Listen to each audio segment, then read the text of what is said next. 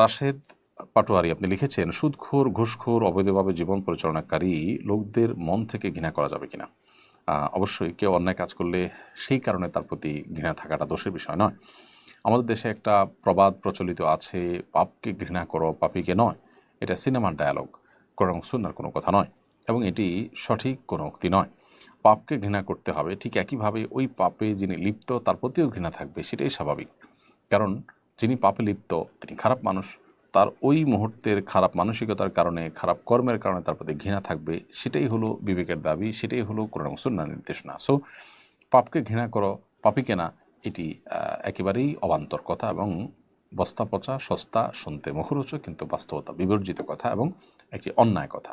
বিধায় সুদখোর, ঘুষখোর, অবৈধভাবে জীবন পরিচালনাকারী মানুষের প্রতি আপনার মন থেকে ঘৃণা আসাটা বরং আপনার ঈমানের দাবি। তবে এখানে ঘৃণা আসা মানে এই না যে আপনি তাকে এমন তাচ্ছিল্য করবেন যে তিনি অপমানিত হবেন, তিনি অন্যায় থেকে ফিরে আসার রাস্তাটা বন্ধ হয়ে যাবে, কিংবা নিজেকে তার চাইতে শ্রেষ্ঠ মনে করে অহংকার করতে যাবেন, সেটা নয়। আপনি বিনয়ী হয়ে তার প্রতি ঘৃণাও থাকবে, সে সাথে এও চিন্তা থাকবে যে আল্লাহ আপনাকে হেফাজত রেখেছেন।